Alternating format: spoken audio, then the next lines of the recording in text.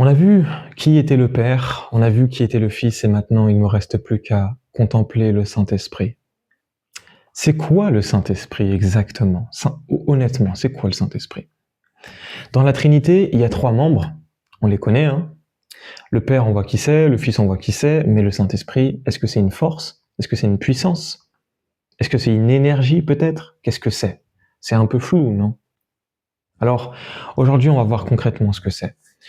Déjà, la première chose à dire, et à dire clairement, c'est que le Saint-Esprit n'est pas une puissance spirituelle. Loin de là.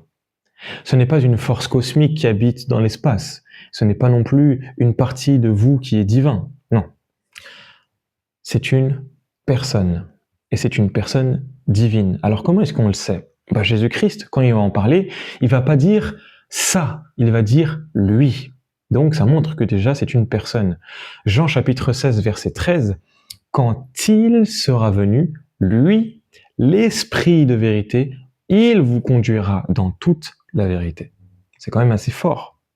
Il vous conduira et non pas ça vous conduira. L'Esprit, donc, parle, entend, guide et peut même être attristé. C'est quand même intéressant ça. Éphésiens 4, 30, n'attristez pas le Saint-Esprit de Dieu. On ne peut pas attrister une force. On ne peut attrister qu'une personne. Le Saint-Esprit, c'est la 3e personne de la Trinité, pleinement Dieu et pleinement personnel. Ensuite, qu'est-ce qu'il fait concrètement pour nous? Maintenant qu'on a vu ce qu'il était, premièrement, il habite en nous. Waouh!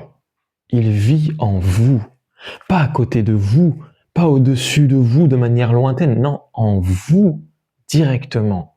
1 Corinthiens 6, 19, votre corps est le temple du Saint-Esprit. Waouh! Ensuite, il vous transforme. C'est ce que la Bible appelle les fruits de l'esprit. L'amour, la paix, la bienveillance, etc. C'est pas des choses qu'on va se forcer à avoir. C'est des choses qui vont pousser naturellement dans notre être quand l'esprit va commencer à travailler en nous. Ensuite, il va intercéder pour nous. C'est ce qu'on avait vu avec la vidéo sur le Père. Il intercède pour nous lorsqu'on ne sait pas quoi dire à Dieu. L'Esprit prend le relais. Romains 8, 26, l'Esprit intercède pour nous par des soupirs inexprimables. Vous n'êtes pas seul. Quand vous priez dans votre vie intérieure, vous n'êtes pas seul. Quelqu'un habite là. Il prie.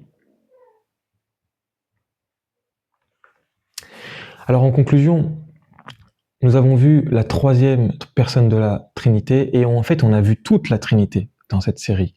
Le Père qui aime sans avoir besoin.